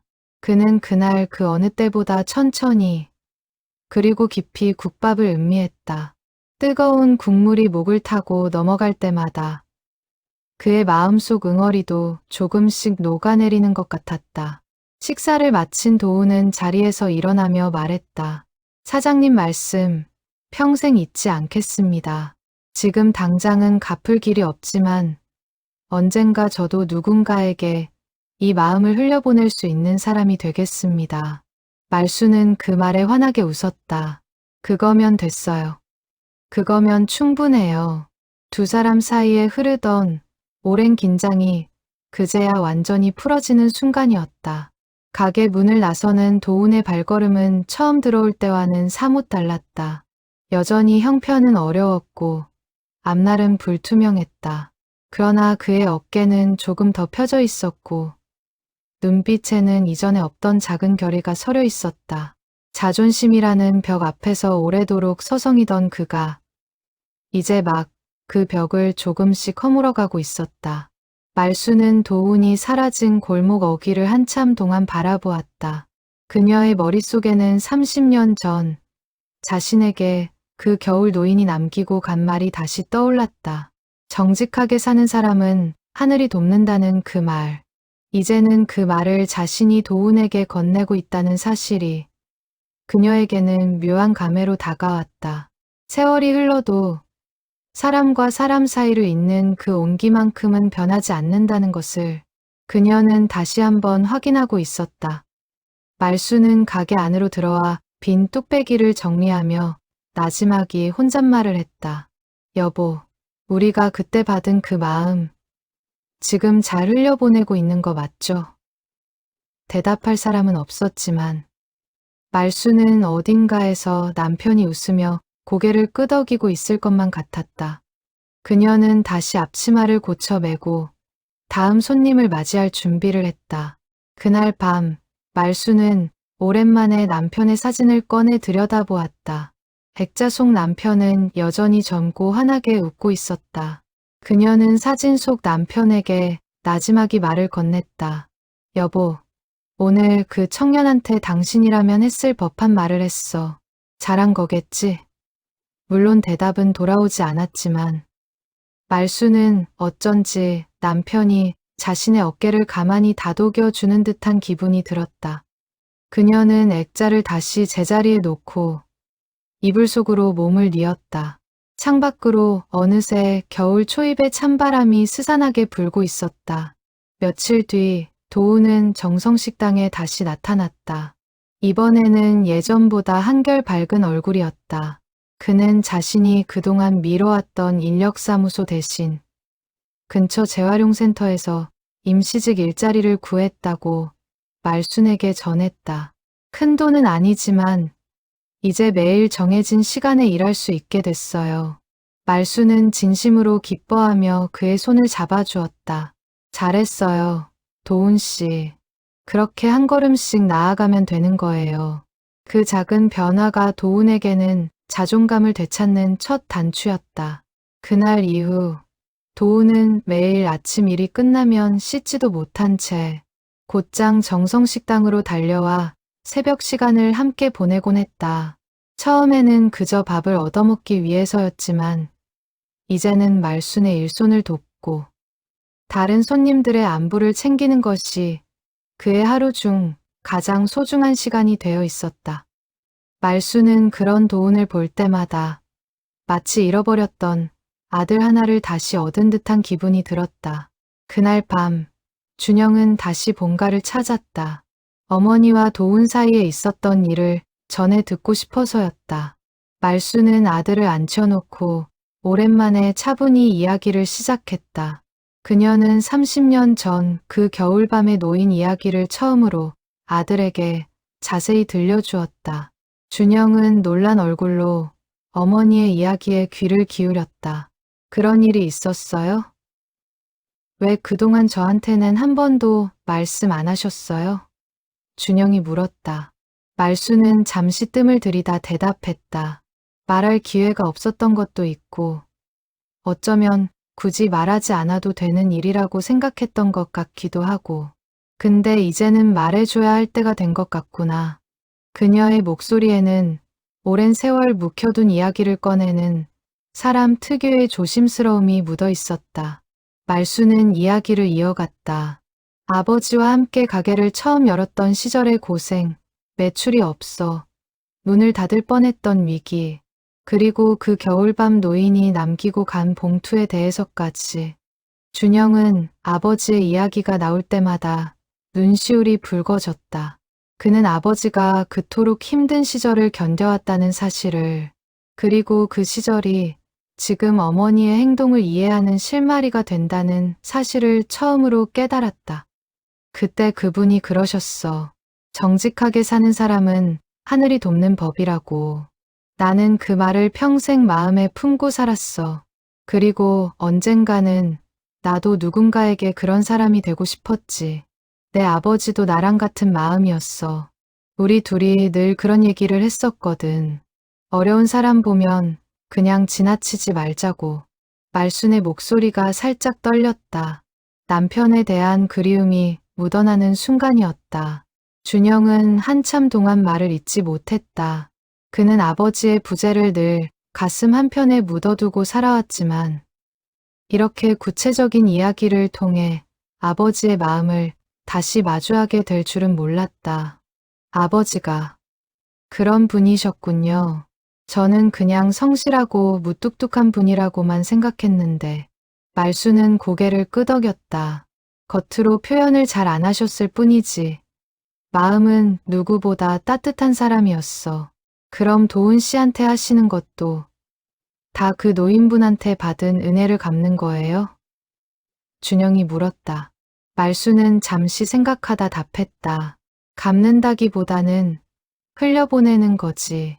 그분한테 직접 갚을 방법이 없으니까. 대신 다른 사람한테 그 마음을 전하는 거야. 그게 내가 할 수 있는 유일한 보답이거든. 준영은 그 말에 무언가 크게 깨닫는 바가 있었다. 그는 그동안 회계사로서 숫자와 장부, 정확한 계산에만 익숙해져 있었다. 그런 그에게 어머니의 이 이야기는 세상에는 숫자로 환산할 수 없는 가치가 있다는 것을 새삼 일깨워 주었다. 받은 은혜를 정확히 되돌려주는 것이 아니라 다른 방향으로 흘려보내는 것. 그것이야말로 진정한 나눔의 의미일지도 모른다는 생각이 들었다. 엄마, 저도 뭔가 돕고 싶어요. 도훈 씨한테요. 준영이 조심스레 말을 꺼냈다. 말수는 아들을 물끄러미 바라보았다. 어떻게 도울 생각인데? 준영은 잠시 고민하다 입을 열었다. 제가 회사에서 알고 지내는 사람 중에 작은 인테리어 업체를 하는 분이 계세요. 요즘 일손이 부족하다고 하셨거든요. 도훈 씨가 예전에 그 일을 하셨다니까. 혹시 소개해 드릴 수 있을까 싶어서요. 말순의 얼굴에 환한 미소가 번졌다. 그거 좋은 생각이구나. 하지만 도훈 씨, 자존심도 생각해서 조심스럽게 얘기를 꺼내야 할 거야. 준영은 고개를 끄덕였다. 네, 알아요. 저도 그날 도훈 씨 얼굴 보면서 느꼈어요. 이 사람한테 지금 필요한 건 동정이 아니라 기회라는 걸. 말수는 아들의 그 말에 마음이 뭉클해졌다. 그녀의 오랜 비밀이 이제는 아들과 함께 나누는 이야기가 되어 있었고 그 이야기는 또 다른 선의로 이어지고 있었다. 준영은 그날 밤 집으로 돌아가는 길 오랜만에 아버지의 산소를 떠올렸다. 평소에는 바쁘다는 핑계로 자주 찾아뵙지 못했지만 이번 주말에는 반드시 들러야겠다고 생각했다. 아버지가 살아 계셨다면 지금 이 상황을 어떻게 대했을지 그는 문득 궁금해졌다. 아마도 아버지 역시 어머니와 똑같이 아무 말 없이 도훈을 도왔을 것이라는 확신이 들었다. 며칠 후 준영은 회사 동료를 통해 알게 된 인테리어 업체 사장에게 연락을 취했다. 조심스럽게 도훈의 이력을 설명하고 혹시 사람이 필요하다면 만나볼 의향이 있는지를 물었다. 업체 사장은 처음에는 다소 의아해했지만 준영이 도훈의 과거 경력과 성실함을 진지하게 전하자 한번 만나보겠다는 답을 주었다. 준영은 그 소식을 듣고 나서야 비로소 마음 한구석이 놓이는 것을 느꼈다. 그러나 그는 이 소식을 도훈에게 어떻게 전해야 할지 고민이 되었다. 자칫 잘못하면 동정으로 비칠 수도 있는 일이었다. 준영은 어머니와 상의한 끝에 우연히 아는 사람을 통해 소개받은 것처럼 자연스럽게 이야기를 전하기로 했다. 도훈이 부담을 느끼지 않도록 그리고 그의 자존심이 상하지 않도록 세심하게 배려하는 것이 무엇보다 중요하다고 두 사람은 뜻을 모았다. 이 모든 과정을 지켜보며 말수는 새삼 아들이 대견스러웠다. 늘 숫자와 규칙에만 얽매여 있는 줄로만 알았던 아들이 이렇게 사람의 마음을 세심하게 헤아릴 줄 아는 사람으로 자라 있었다는 사실이 그녀에게는 뜻밖의 기쁨이었다. 그것은 어쩌면 남편과 자신이 오랜 세월 말없이 실천해온 그 마음이 알게 모르게 아들에게도 스며들어 있었다는 증거일지도 몰랐다. 주말이 되어 준영은 아버지의 산소를 찾았다. 잔디를 정리하고 술 한 잔을 올리며 그는 마음속으로 아버지에게 그간의 일을 조용히 전했다. 아버지, 저 이제야 엄마 마음을 조금 알 것 같아요. 아버지가 남기신 그 마음, 저도 이어가 볼게요. 바람이 산등성이를 스치며 지나갔고 준영은 그 바람 속에서 아버지의 다정한 웃음소리를 듣는 듯한 기분이 들었다. 돌아오는 길, 준영의 마음은 그 어느 때보다 가벼웠다. 그는 이제 어머니의 새벽을 더 이상 의심하지 않았다. 오히려 그 새벽 속에 담긴 오랜 사랑과 다짐을 자신도 함께 이어가고 싶다는 마음이 그의 가슴 깊은 곳에서 조용히 자라나고 있었다. 집에 도착한 준영은 책상 앞에 앉아 잠시 생각에 잠겼다. 회사에서 늘 다루던 정확한 숫자와 규칙 너머에 이렇게 계산되지 않는 마음의 영역이 있다는 것을 그는 새삼 실감하고 있었다. 그는 노트를 펼쳐 오늘 어머니에게 들은 이야기를 짧게 적어 내려갔다. 언젠가 자신의 아이에게도 들려주고 싶은 이야기였다. 그는 운전을 하며 문득 자신의 어린 시절을 떠올렸다.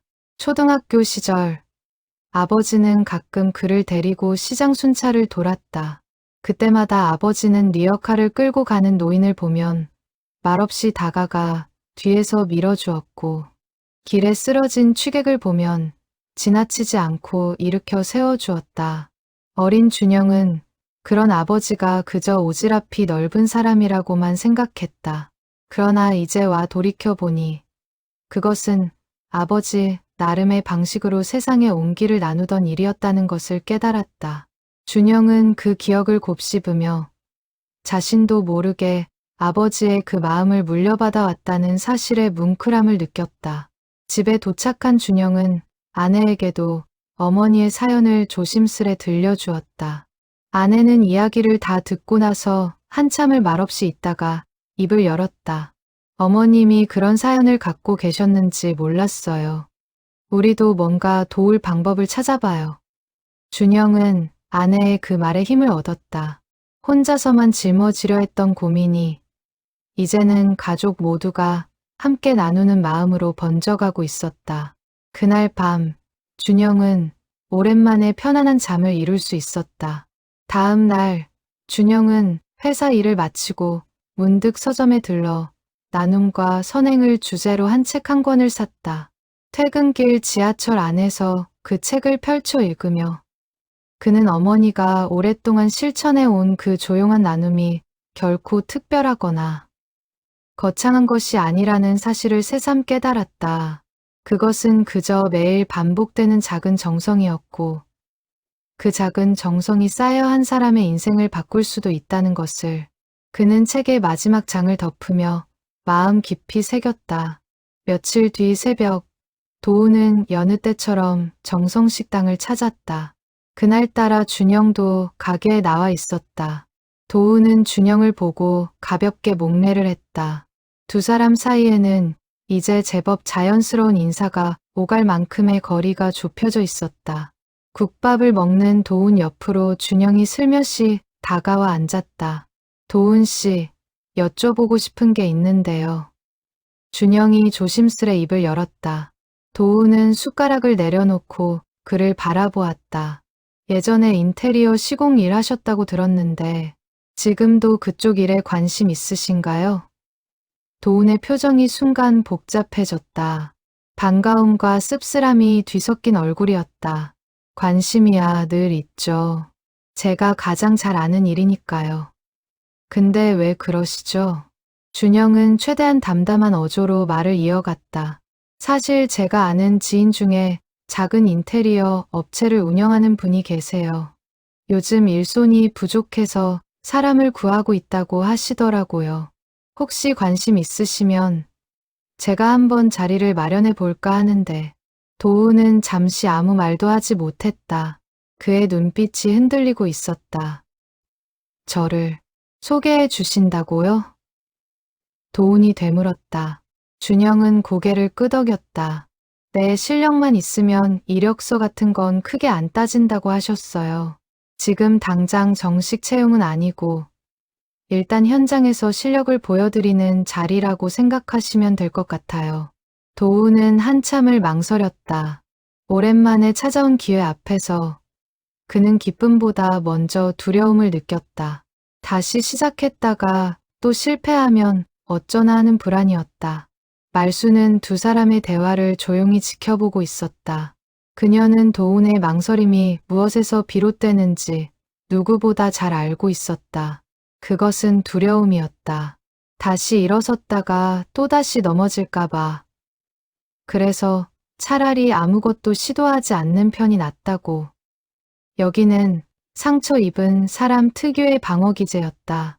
말순이 조용히 다가와 도운의 어깨에 손을 얹었다. 도운 씨, 넘어져 본 사람이 다시 일어서는 법도 제일 잘 알아요. 겁내지 말아요. 이번엔 혼자가 아니잖아요. 그 말에 도운의 눈시울이 다시 붉어졌다. 그는 한참 동안 고개를 숙이고 있다가 마침내 천천히 고개를 들었다. 한번 해보겠습니다. 기회 주셔서 감사합니다. 준영은 그 자리에서 지인에게 전화를 걸어 만남을 주선했다. 도우는 이틀 뒤 오랜만에 깨끗하게 세탁한 옷을 입고 그 인테리어 업체를 찾아갔다.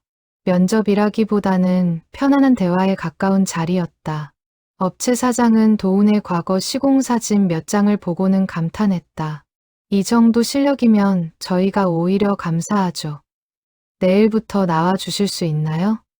도우는 그 자리에서 눈물을 참느라 애를 먹었다. 오랜만에 느껴보는 자신의 능력을 있는 그대로 인정받는다는 감각이었다. 그는 그날 저녁 정성식당으로 달려가 그 소식을 전했다. 사장님, 저 내일부터 일하게 됐어요. 그의 목소리에는 오랜만에 생기가 넘쳤다. 말수는 두 손을 맞잡으며 진심으로 기뻐했다. 정말 잘 됐다. 도운 씨, 정말 잘 됐어요. 그날 밤 도운은 오랜만에 역 대합실이 아닌 저렴한 여인 숙방 한 칸을 얻어 몸을 뉘었다. 비록 작고 허름한 방이었지만 그에게는 그 어떤 궁전보다도 아늑하게 느껴졌다.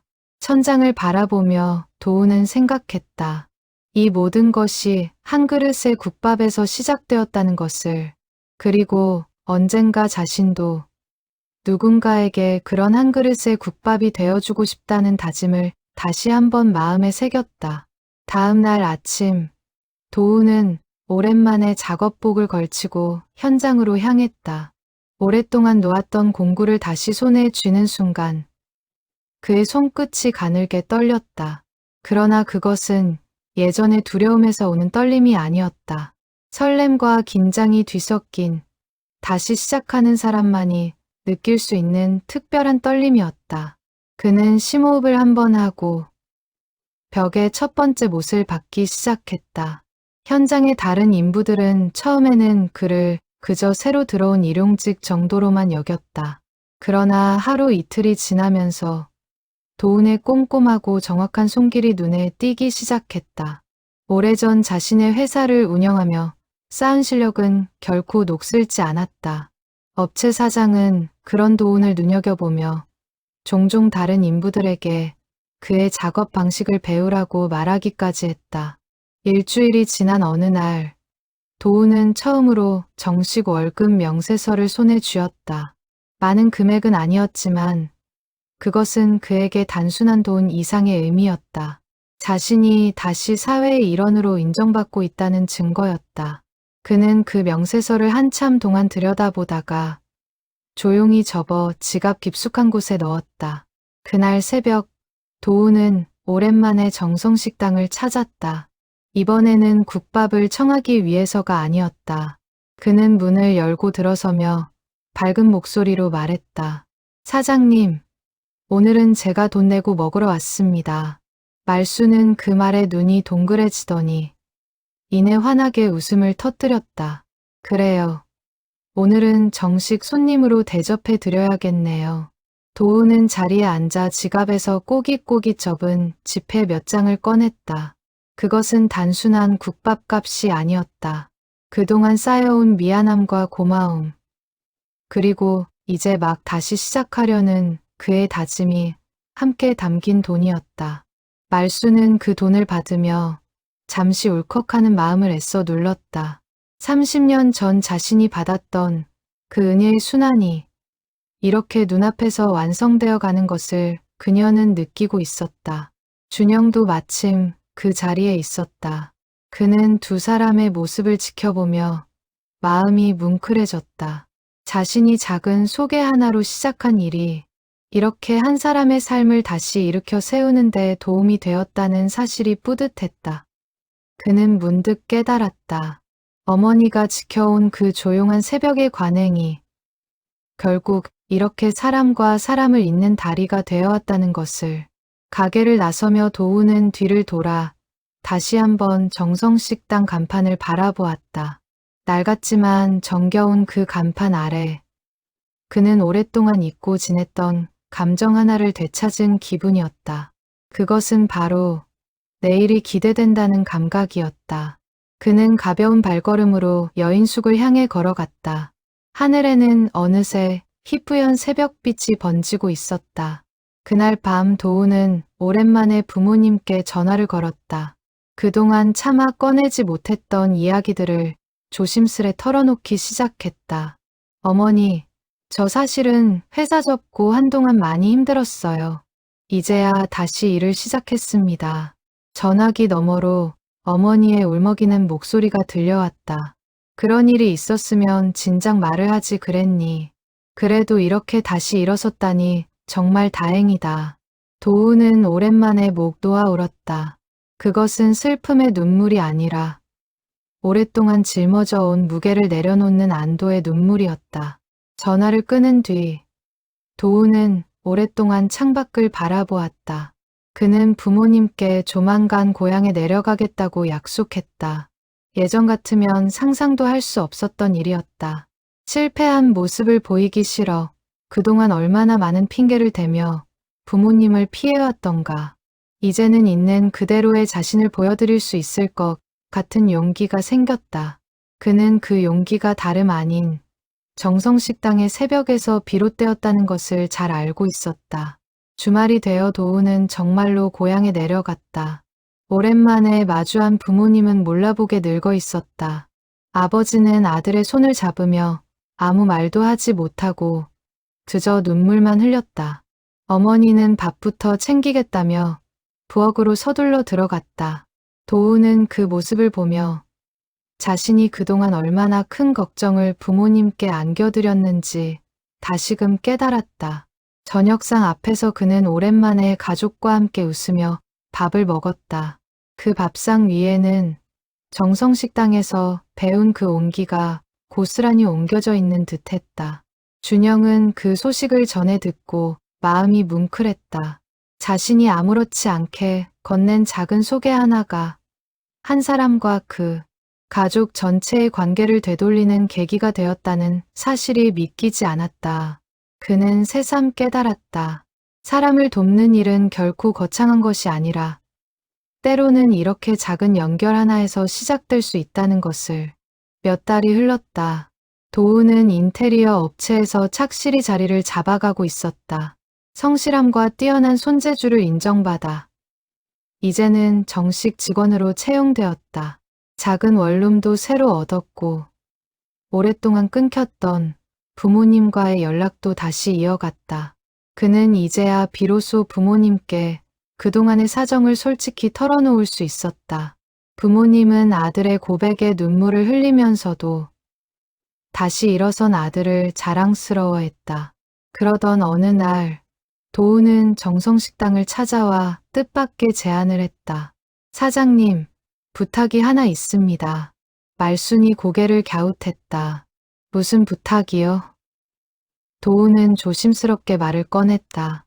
제가 이제 형편이 좀 나아졌으니 예전 제가 받았던 그 마음을 저도 흘려보내고 싶습니다.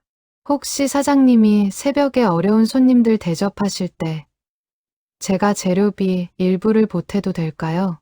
말수는 그 말에 잠시 놀랐다가 이내 따뜻한 미소를 지었다. 그래 줄래요? 그럼 나야 든든하지. 도우는 그날부터 매달 정해진 금액을 말순에게 조용히 건네기 시작했다. 그것은 큰 돈은 아니었지만 그의 진심이 담긴 돈이었다. 말순은 그 돈을 따로 봉투에 모아두었다. 언젠가 이 돈이 또 다른 누군가에게 흘러갈 것을 알았기 때문이다. 그 무렵 정성식당의 새벽 손님은 도운 한 사람만이 아니었다. 시간이 흐르면서 형편이 어려운 다른 이들도 하나둘 그 문을 두드리기 시작했다. 실직한 가장, 홀로 아이를 키우는 젊은 엄마, 오갈 곳 없는 노인. 말수는 여전히 아무것도 묻지 않고 그들에게 국밥 한 그릇을 내어주었다. 그리고 이제는 그 곁에 도운이라는 든든한 동행자가 함께하고 있었다. 도운은 종종 새벽 시간에 맞춰 가게에 들러 말순의 일손을 돕기도 했다. 그는 손님들의 마음을 누구보다 잘 이해했다. 그 자신이 그 자리에 앉아본 사람이었기 때문이다. 그는 도움을 받는 이들이 부끄러워하지 않도록 언제나 조심스럽고 다정한 태도로 그들을 대했다. 그 모습을 지켜보는 말순의 마음은 뿌듯함으로 가득 찼다. 준영 역시 이 순환의 한 부분이 되어 있었다. 그는 회사에서 알게 된 몇몇 지인들에게 정성식당의 이야기를 조심스럽게 전했고 그들 중 몇몇은 익명으로 후원금을 보내오기 시작했다. 물론 말순은 그 후원금을 자신을 위해 쓰지 않았다. 모두 새벽 손님들을 위한 재료비로 그리고 형편이 어려운 이웃들을 위한 작은 도움으로 돌려보냈다. 어느 날 밤 말순은 도운에게 오래전 그 겨울 노인의 이야기를 다시 꺼냈다. 그 어르신이 지금 이 모습을 보셨다면 참 좋아하셨을 텐데. 도운은 고개를 끄덕이며 대답했다. 저도 그렇게 생각합니다. 사장님이 저한테 해주신 것처럼 저도 언젠가 또 다른 누군가에게 이 마음을 전할 겁니다. 그렇게 계속 이어지겠죠. 말수는 그 말에 깊은 감동을 느꼈다. 30년 전 한 노인이 시작한 작은 온정이 이렇게 세월을 건너 여러 사람의 손을 거쳐 계속 이어지고 있다는 사실이 그녀에게는 무엇보다 큰 위안이었다. 그것은 단순한 선행이 아니라 사람과 사람 사이를 잇는 하나의 긴 실이었다. 그 실은 끊어지지 않고 오히려 더 많은 사람들을 엮어가며 점점 더 튼튼해지고 있었다. 어느 새벽 홀로 아이를 키우는 젊은 엄마 한 사람이 처음으로 가게 문을 두드렸다. 그녀는 야간 청소 일을 마치고 돌아가는 길이었는데 아이 어린이집 준비물비까지 내고 나니 며칠째 끼니를 거르고 있던 참이었다. 말수는 여느 때처럼 아무것도 묻지 않고 국밥 한 그릇을 내어주었다. 그런데 그날은 도훈이 곁에서 슬며시 밑반찬 몇 가지를 더 챙겨주며 말했다. 이거 싸드릴 테니 아이랑 나눠 드세요. 젊은 엄마는 놀란 눈으로 두 사람을 번갈아 보다가 이내 고개를 숙이며 눈물을 훔쳤다. 그 모습을 지켜보던 말수는 문득 깨달았다. 처음 이 일을 시작했을 때는 그저 자신이 받은 은혜를 갚기 위한 개인적인 다짐이었다. 그러나 이제 그것은 더 이상 그녀 혼자만의 일이 아니었다. 도훈이, 그리고 준영이, 또 이름 모를 후원자들이 그 마음에 하나둘 동참하면서 정성식당의 새벽은 어느새 작은 공동체의 손길이 모이는 자리로 변해 있었다. 도훈은 가끔 그 젊은 엄마나 다른 어려운 손님들을 볼 때마다 자신이 처음 이 가게 문을 두드렸던 그 새벽을 떠올렸다. 그때의 자신처럼 위축되고 지쳐있는 이들의 얼굴에서 그는 낯설지 않은 동질감을 느꼈다. 그리고 그 동질감은 그가 더욱 진심으로 그들을 대하게 만드는 힘이 되었다. 도움을 주는 사람이 되어보니 비로소 받는 사람의 마음을 온전히 이해할 수 있었다. 준영은 이 모든 변화를 지켜보며 어머니에게 새로운 제안을 하나 건넸다. 엄마, 이거 굳이 우리끼리만 조용히 할 필요 있을까요? 저는 오히려 이런 마음이 더 많은 사람들에게 알려지면 더 많은 사람들이 함께할 수 있지 않을까 싶은데요. 말수는 처음엔 손사래를 쳤다. 그런 걸 드러내놓고 하면 오히려 도움받는 사람들이 부담스러워하지 않을까. 준영은 고개를 끄덕이면서도 조심스레 덧붙였다. 그래도 방법을 잘 찾으면 도움받는 분들의 자존심은 지키면서도 더 많은 손길을 모을 수 있을 것 같아요. 말수는 잠시 고민했지만 결국 아들의 제안을 받아들이기로 했다. 다만 도움받는 이들의 신원이나 사정이 절대 드러나지 않도록 조용하고 은밀한 방식으로만 알리자는 조건을 달았다. 그렇게 정성식당의 새벽 이야기는 아주 조심스러운 걸음으로 세상 밖으로 조금씩 나아가기 시작했다. 밤늦게 도훈은 자신의 작은 작업실에 앉아 그날 하루를 돌아보았다. 창밖으로 보이는 도시의 불빛들 사이에서 그는 정성식당의 낡은 간판 불빛을 떠올렸다. 그 작은 불빛 하나가 자신의 인생 전체를 바꾸어 놓았다는 사실이 새삼 신기하게 느껴졌다.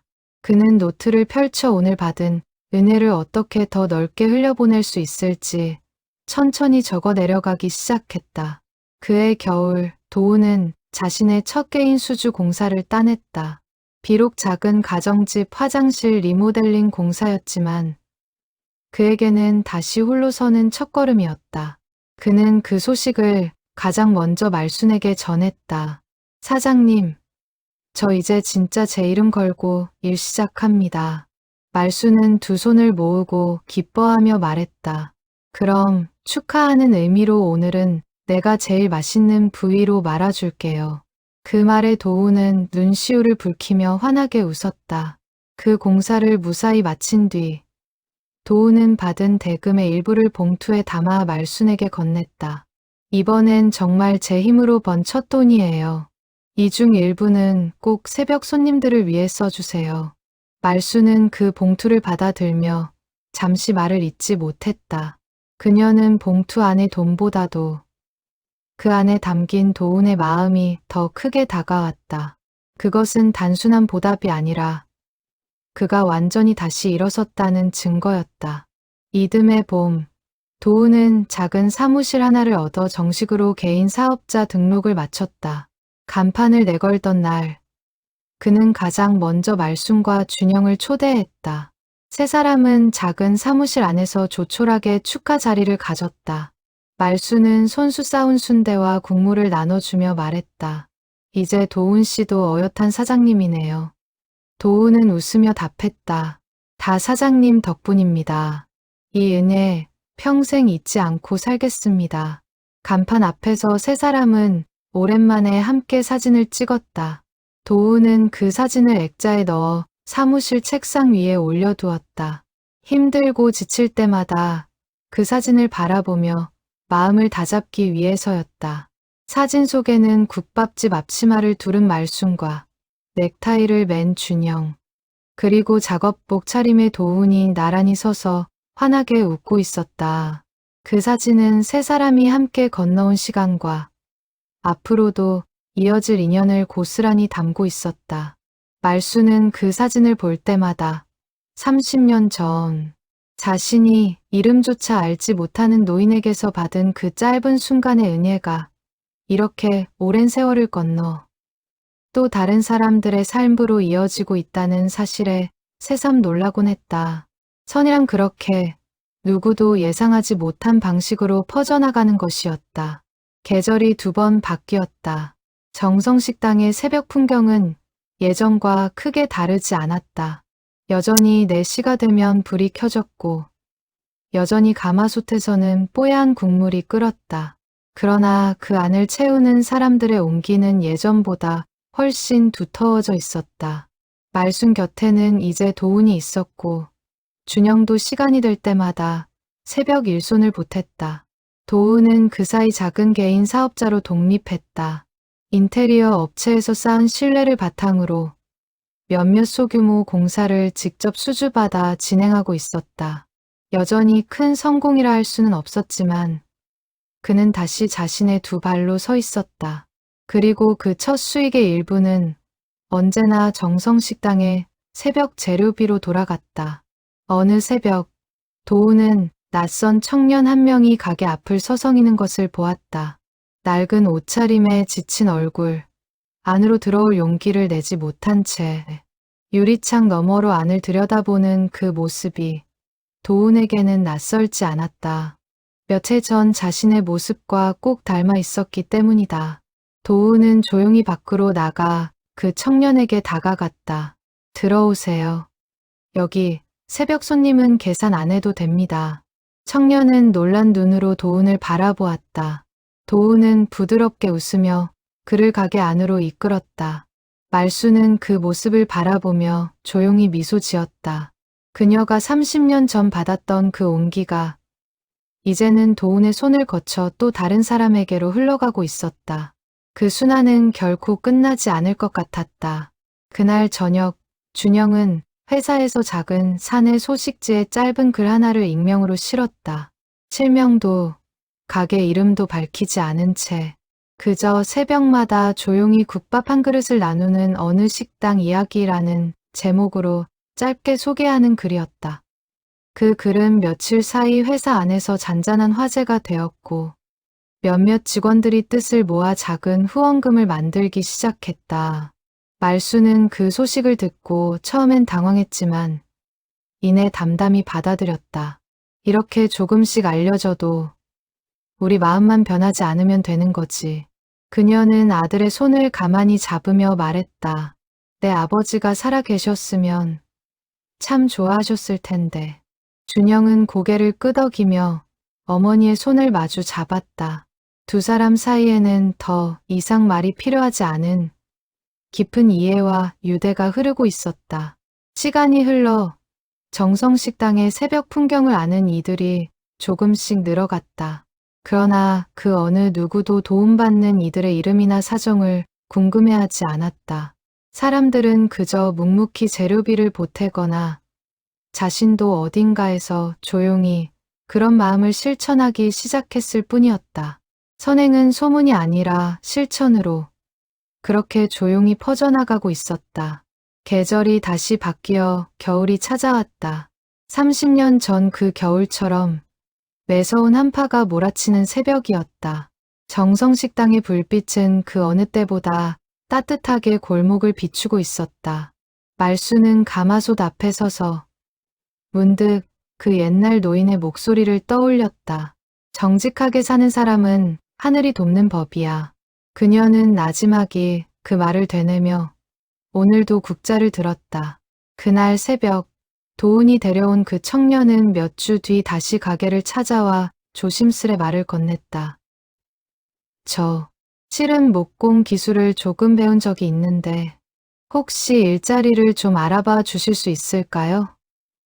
도훈은 반가운 얼굴로 그의 어깨를 두드렸다. 제가 아는 데가 있어요. 한번 알아봅시다.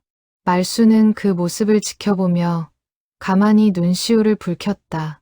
자신이 심은 작은 씨앗 하나가 이렇게 또 다른 나무로 자라 다시 씨앗을 퍼뜨리고 있었다.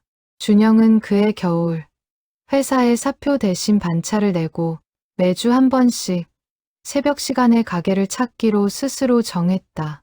회계사로서의 일도 소중했지만 그는 이제 숫자로는 다 담을 수 없는 가치가 세상에 존재한다는 것을 온몸으로 배우고 있었다.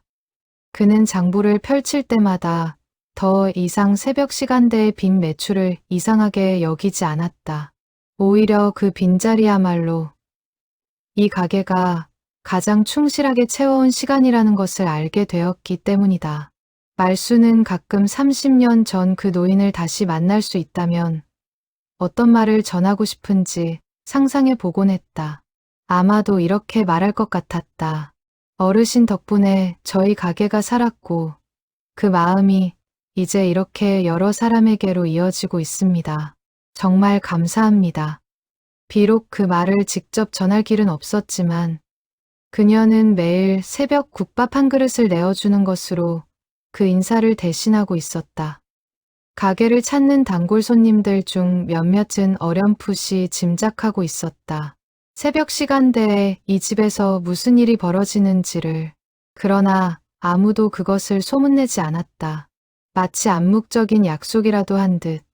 사람들은 그저 정성식당의 국밥 맛을 칭찬할 뿐 그 이상은 캐묻지 않았다.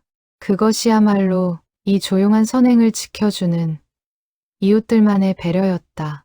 말수는 이제 63이 되었다. 몸은 예전 같지 않았지만 마음만은 그 어느 때보다 든든했다. 혼자였다면 힘겨웠을 이 새벽의 무게를 이제는 도움과 준영이 함께 나누어 지고 있었기 때문이다. 그녀는 가끔 생각했다. 사람은 혼자서 큰 산을 넘을 수 없지만 누군가 손을 내밀어 준다면 그 산도 결국 넘을 수 있는 것이라고. 그리고 그 손길은 받은 사람이 다시 다른 사람에게 내밀 때 비로소 완성되는 것이라고. 새벽 4시 딸랑 종소리가 울렸다. 오늘의 첫 손님이 들어서고 있었다. 말수는 여느 때처럼 아무것도 묻지 않고 미소로 맞이했다. 그 곁에는 도훈이 그리고 이따금 준영이 함께 서 있었다. 새벽 손님은 계산하지 않는다. 그러나 그 계산되지 않은 마음은 세월을 건너고 사람을 건너 오늘도 이렇게 조용히 이어지고 있었다. 그리고 그 이야기는 앞으로도 계속될 것이었다. 훗날 이 골목을 지나는 누군가는 이렇게 말할지도 모른다.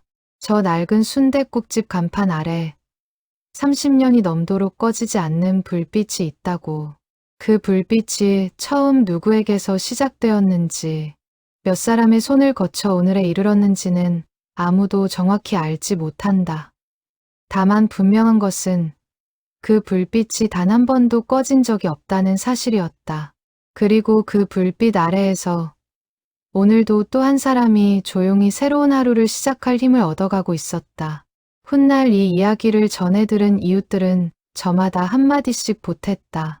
그 집 국밥이 유난히 맛있는 이유가 있었네.